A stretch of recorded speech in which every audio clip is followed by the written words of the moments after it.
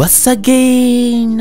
Tunaifungua dunia bana, tunakutana na hii familia ya kitajiri. Walikuwa wakila hapa. Ghafla na dada wa kazi akawa analeta vinywaji hapa, maji ya kunywa na vijuisi fulani. Lakini umadha alikuwa akimwangalia kwa jicho baya. Inaonekana tu kabisa kwamba ampendi. Basi kabidada taratibu kanafungua maji. Wewe nini? Unagusaje maji? Nani kakupa mamlaka ya kufungua maji? Akawa anamwagia pale. Nani kakuruhusu? Unafunguaje maji kwa mikono yako michafu? Ukituangalia sisi matajiri tunaweza tukafunguliwa maji na maskini kama wewe. Asemani madam kibao. Pumbavu. Mjinga, nini ambacho nakifanya? Mnawe kelele. Au mlipi mshahara? Mshahara anamlipa mimi. Kausha. Alafu bidada akawa anakaa chini. Mwamba hawezi kuchema. Njoo hapa wewe fala. Toa maji yako machafu. Yani eti kosa la bidada ni kuwafungulia maji. Eti yeye ni maskini, hawezi kufungua maji ya matajiri. Huyu bosi ni mnyanyasaji vibaya mno. Anawatesa wafanyakazi. Kupitia hii picha utaenda kujifunza kitu kikubwa sana. Kupitia huyu bosi. Ni nyang'au. Ni mbaya. Na dude letu linakwenda kwa jina la bosi mnyanyasaji. Ni kinyesi tu. Basi bana, bosi aliingia jikoni anakuta jiko ni chafu.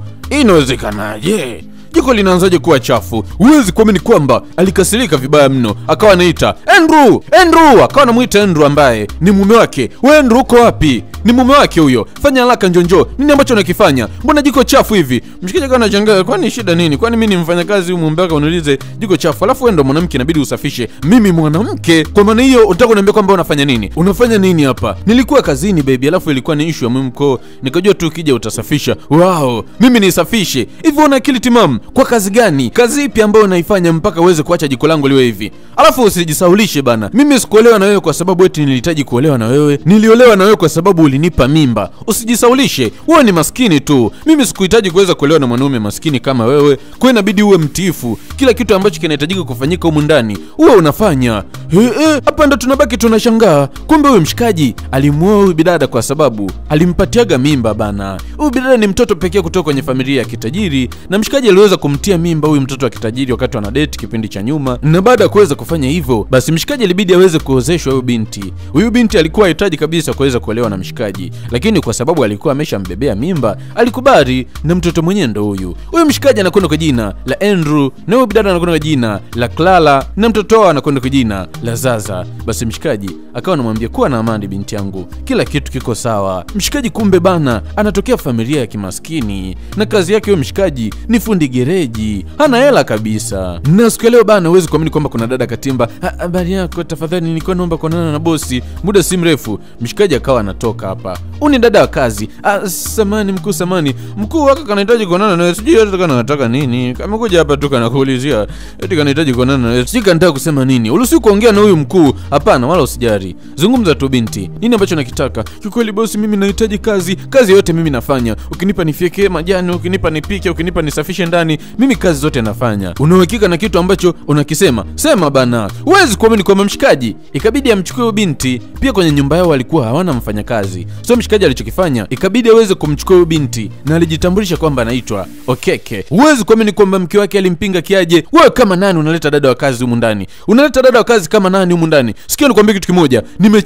Nimechoka bana. Hata kama mimi sina pesa, una kazi nzuri na una pesa nyingi, uruhusiwi kuweza kuninyanyasa. Sawa, wewe ndio utamlipa mshahara, lakini tunahitaji dada wa kazi humu ndani. Kivipi? Haja gani ya dada ya kazi humu ndani wakati hata wewe unaweza kufanya hizi kazi? Maana hiyo kazi yako ya ufundi gereji hakuna chochote ambacho nakiingiza kinaweza kikakivi kununua kitu chochote humu ndani. Hapana, mshikaji alikuwa akipinga. Yaani huyu mke wa mshikaji alikuwa akimaanisha kwamba wala mshikaji akaacha tu kazi ya kuwa kama fundi gereji akawa humu ndani anafanya usafi na kupika, kwa sababu kazi yake haifikia hata mshahara ambao atakuwa akimlipa huyu dada wa kazi ambaye amefika hapa ndani. Ni huzuni. Unajua kuna changamoto kubwa sana mwanaume ukiwa hauna kipato alafu ukaoa mwanamke ambaye ana kipato kikubwa. Huwa kuna changamoto kubwa. Madharau yanatokea. Ndo kama hivi bidada na mzalao mshikaji kinoma, na wakati mwingine bidada alikuwa kitoka zake kuelekea zake kazini. Mdogo sikamwona dada wa kazi amelala pale kwenye kiti. Kumbe babake zako wewe mshenzi. Unaanzaje kukalia kiti cha matajiri? Samani mkuu. Unaanzaje kukalia kiti? Unajua bei yake? Samani mkuu. Unajua bei yake? Nimekuuliza. Ni bei ya hichi kiti hata ukiuza hizo figo zako mbili hazifikii. Maskini mkubwa wewe. Nisikilize kwa makini. Hata siku moja usije ukalalia kochi langu, okay? Bila kanzima sasa mkuu. Samani nilikuwa nimechoka. Basi kabidada, kaka najichanga. huyu bidada analomba huyu, yani analomba barabara. Na mshikaji akawa na mzumu, mke wake ni zaidi ya shetani, analombibi. Lombibi ni rombaya. Mshikaji anasema anakuona tu, unazidi tu kufanya kitu ambacho unaona ni sahihi kwa upande wako. Hivi unajiona nani? Unadhani hizo pesa utadumu nazo milele? Kuwa mtu mzuri basi walau hata mara moja. Acha kuwa na rombaya. Hii ni dunia bana, alafu dunia ni kama kambi ya jeshi tu. Ukisikia nyuma geuka, wa mwisho anakuwa wa kwanza. Alafu mshikaji akawa anajichenga. Basi bana, wakati mwingine walikuwa akipiga zao msosi hapa. Bila kuwa hawezi kuamini kwamba katema. Kuba babake alikasirika. Hiki ni chakula gani anatupikia huyu binti? Kwamba ndo anavyopigaga kwao. Mshikaji akawa anamwambia shida nini? Shida nini wakati unaona kabisa kwamba chakula kimezidi chumvi? Mwamba akawa anasema hapana. Hapana kivipi? Yaani unamtetea, si ndio? Umeanza kumtetea au umemleta hapa ni mwanamke wako? Huwezi kuamini kwamba bidada ikabidi aanze kumuita yule mtoto wa kike ambaye anaitwa Okeke. Nini ambacho umekifanya? Chakula gani hiki ambacho umetuandalia? Huu ni msosi gani? Kwa hiyo unataka kuniambia mamako mzazi hajakufundisha kupika, si ndio? Kelele! Mimi nazungumza na unazungumza. Nguyo banue kuyo. Mshikaji akasema hapana. Vipi binti yangu, unaona chakula kimezidi chumvi? Kabinti akasema hapana. Mbona chakula kitamu tu? Yes, chakula kiko poa. Huwezi kuamini kwamba bishangazi akakosa appetite. Nimekosa hamu ya kula. Pubavu zenu kabisa. Alafu we binti, ukitaka uishi vizuri kwenye hii nyumba, inabidi ufuate maelekezo yangu tu. Alafu akawa anajichenga. Akachukua simu yake pale, akawa anateleza, akawa anakula mguu wa kuku. Bidada wa kazi akaona hapa kweli shughuli ninayo. Shughuli anayo bana. Na baada ya wiki moja kuweza kupita, tunaiona hii familia kwa mara nyingine ilikuwa ikipata msosi hapa. Nao binti mdogo ambaye ni mtoto wao alikuwa akisema, mama, nilikuwa naomba siku ya kesho utokee kwenye kikao kwa sababu tuna kikao cha wazazi. Nilikuwa naomba siku ya kesho uje wewe. Lakini mother akasema hapana, niko busy kweli na kazi. Babako yupo, utenda naye wala usijari binti yangu. Hapana, kila siku baba, mimi nataka kwenda na wewe. Alafu baba atakuwa kazini. Baba inabidi tumwache siku ya kesho aende kazini alafu niende na wewe. Mwanangu, kazi ipi ambayo babako anaifanya? Kwa kazi ipi? Alishawahi kununulia chochote? Huyu mwanaume kazi yake ni ya kishenzi tu. Hawezi kukununulia hata chochote. Yaani kila kitu, vyakula, mambo yote ambayo unayoona humu ndani nanunua mimi. Yeye ana kazi gani? Mwache tu siku ya kesho muende naye shuleni. Hapana, unazingua bana. Maneno gani unamwambia mtoto? Acha dharau bana. Mwanangu, wala usijari.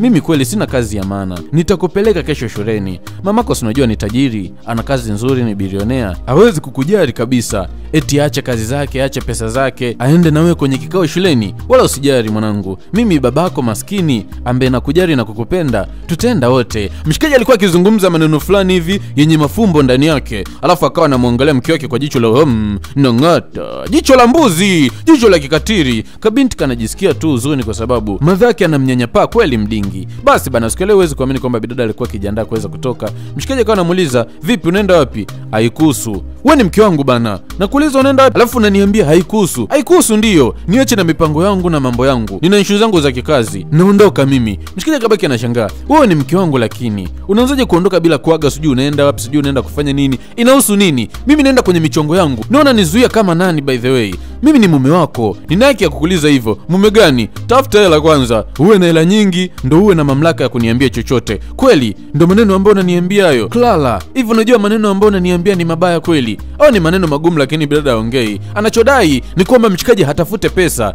Tafuta pesa kwanza ndo upate nguvu ya kunipangia chochote ambacho unakitaka. Anamdharau mshikaji tu kwa sababu amemzidi hela. Mwemba alipagawa. Lil, kumbe ndo inavyokuwa.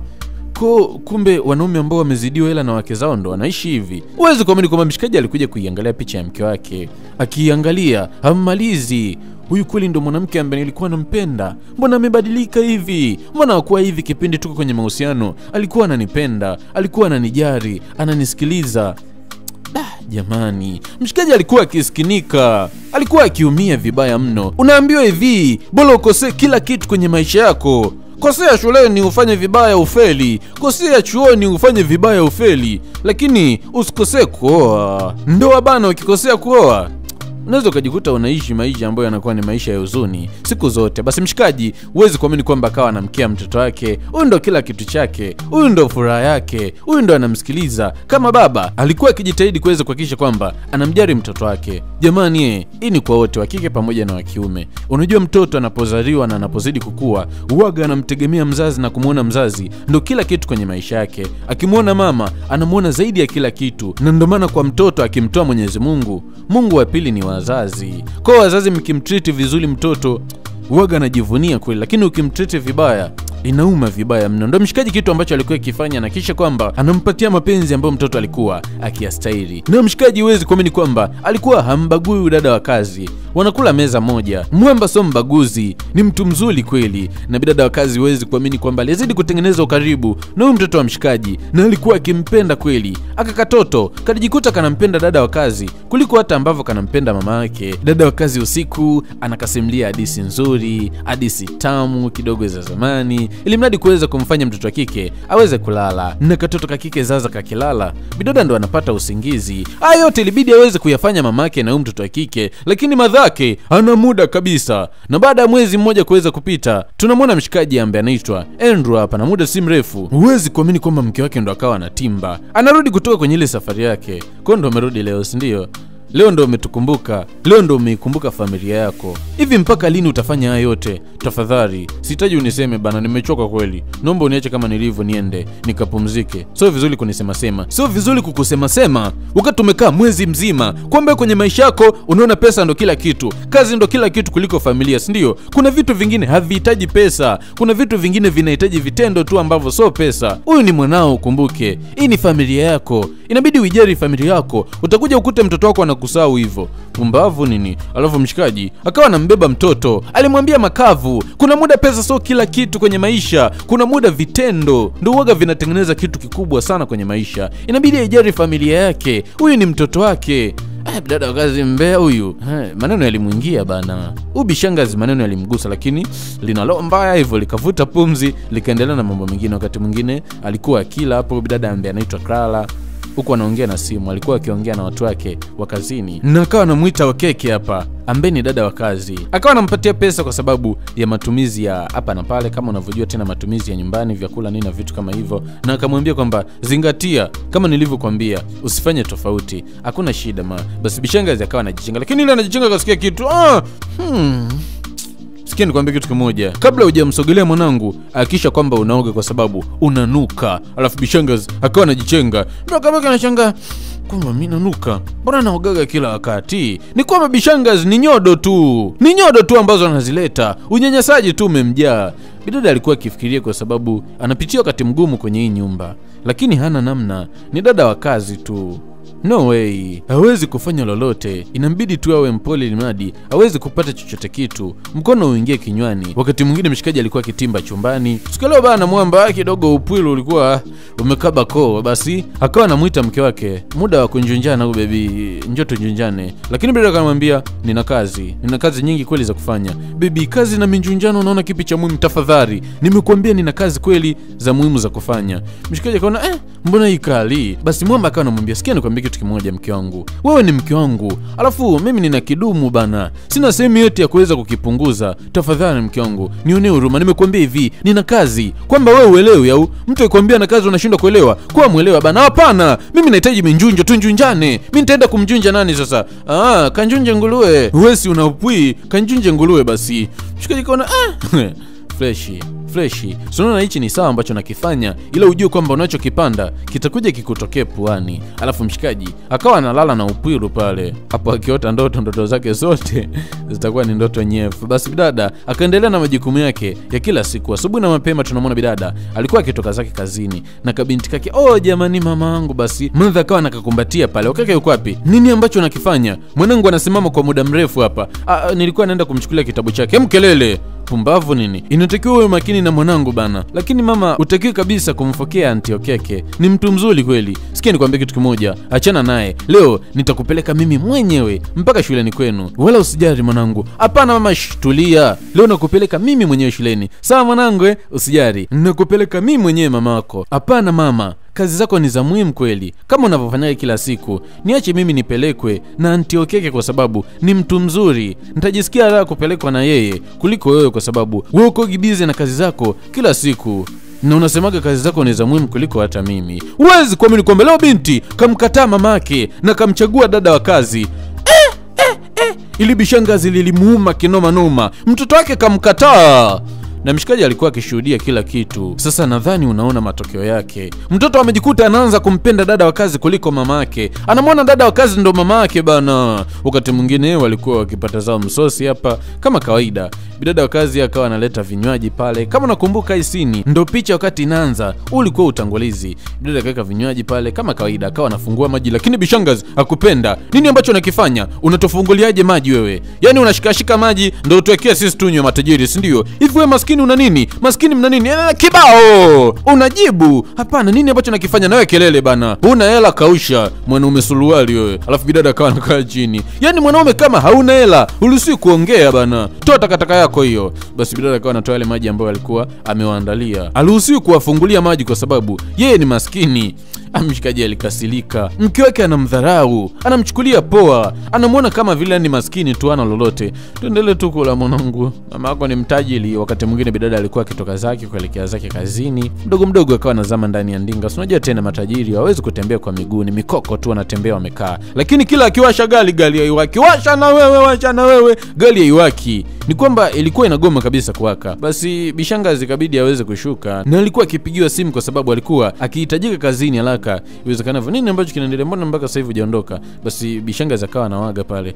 Gari yangu imeharibika, tafadhali nilikuwa naomba uweze kunisaidia. Mimi nikusaidie kivipi? Yes, nisaidie. Wewe unajua ni mechanic, nisaidie kuitengeneza. Siwezi kufanya hivyo. Tumia pesa yako itengeneze hiyo gari. Wewe unasemaga pesa ndo kila kitu. Tafadhali, nina haraka kweli. Mshikaji akasema hapana, siwezi kufanya hivyo. Mwamba aligoma kabisa kumtengenezea mke wake gari. Yes, anamuonaga maskini, ana lolote. Yeye bidada si anajiona ana hela, basi atengeneze gari, azitumie pesa zitengeneze gari. Bidada alichukia kweli kwa majibu ambayo mshikaji alikuwa amemjibu. Usiku bana, mshikaji alikuwa akiingia kulala. Hauombi msamaha, ndio? Hauombi msamaha kwa kitu ambacho umekifanya. Umenifanya nimekosa dili kubwa. Leo nilikuwa na kikao cha muhimu. Ningepata hela ungewe kunitengenezea gari, lakini mwisho wa siku nimechelewa. Kwani shida ni mimi au shida ni gari yako? Shida ni gari yako.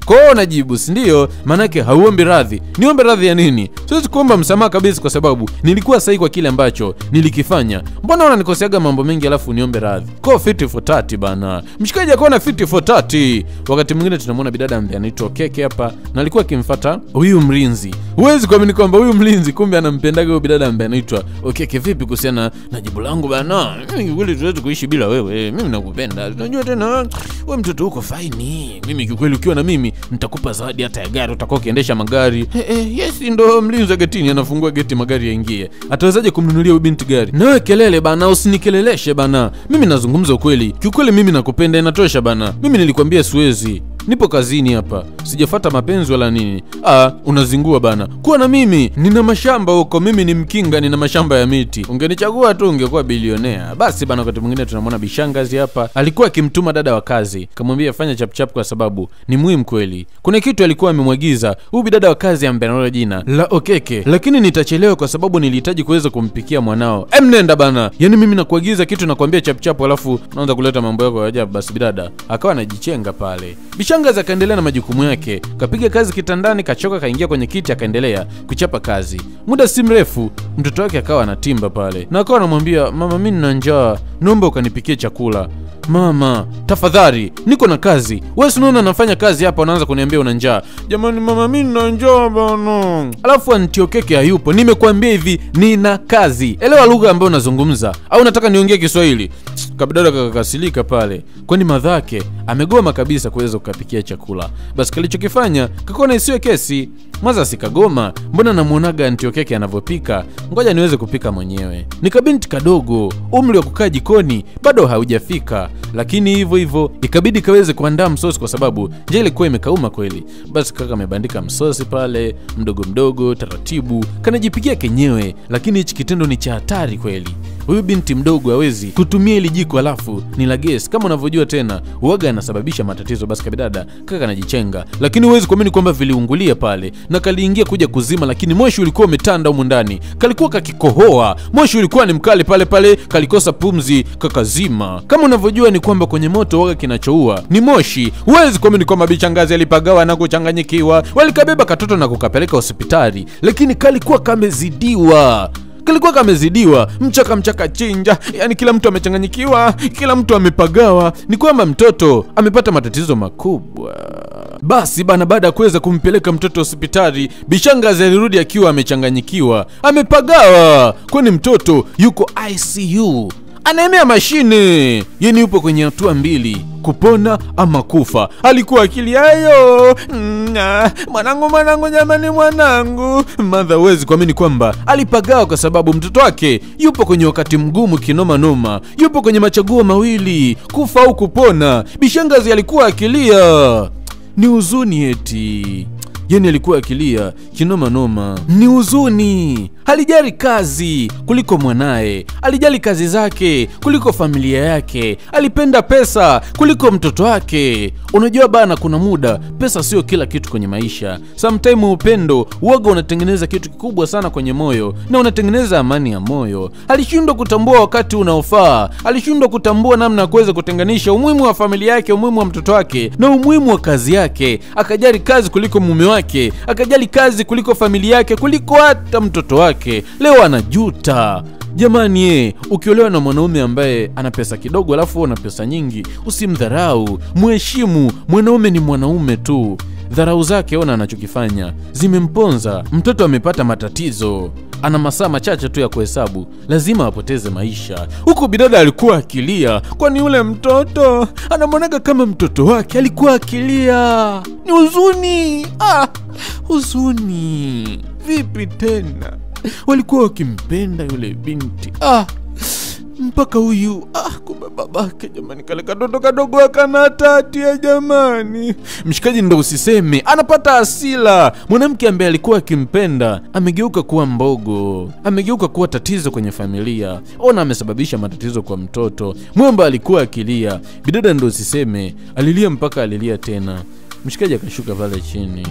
Bidada kwa anasema, tafadhali mume wangu naomba unisamehe. Najua kuna namna nimekukosea kwa mara zote, ila kwa hii moja tu naomba unisamehe. Ninakuahidi sijikurudia tena, nitabadilika tafadhali. Naomba uondoke. Kiukweli mimi sikuhitaji tena. Kwa hili moja tu, wewe ni shetani, wewe ni katiri, wewe ni muuaji. Umemuua mwanao kwa mikono yako yote miwili. Wewe ndo muuaji. Yani najilaumu kweli kuwa mwanamke shetani kama wewe, mwanamke pepo kama wewe, mwanamke ambaye ni zaidi ya mchawi. Kiukweli siwezi kuishi na mwanamke kama wewe.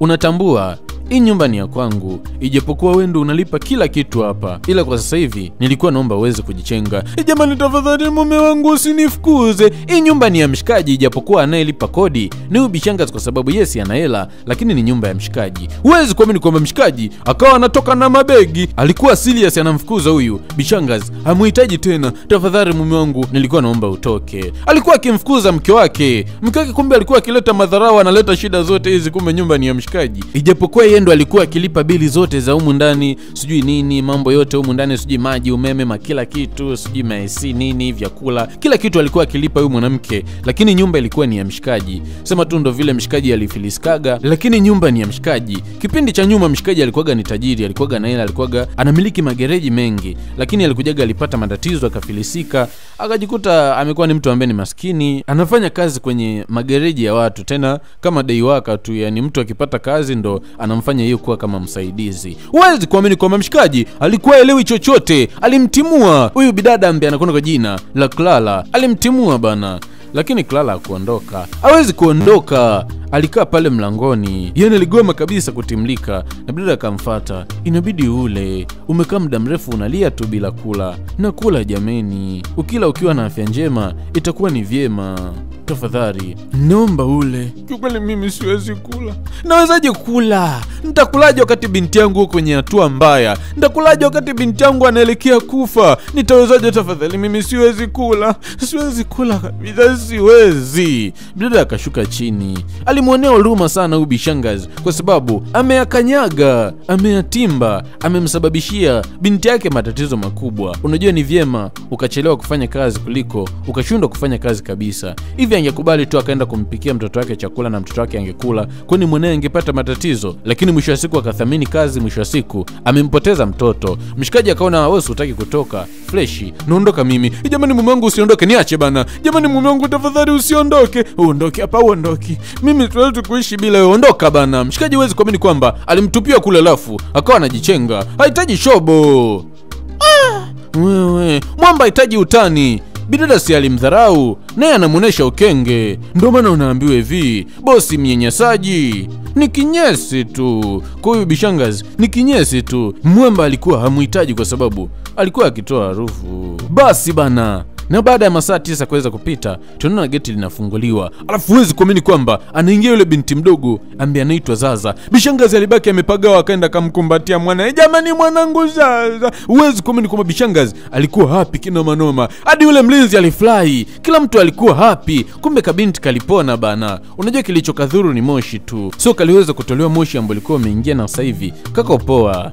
Kikao kilikaliwa. Siku leo bishangazi amekoma kwa wale wote ambao alikuwa akiyafanya. Binti yangu kiukweli naomba nisamee mamako. Nimefanya makosa mengi sana, lakini ukumbuke kwamba mimi binadamu. Kupitia makosa ambayo nimeyafanya nimejifunza kitu kikubwa binti yangu. Naomba nisamee. Kabinti kanamsamee mamake kwa sababu ni mama yake. Alafu siku zote mzazi akosei. Hata akikosea anasamehewa bila hata kuomba msamaha. Mother akawa anasema nakupenda sana mwanangu. Ilikuwa ni furaha kubwa.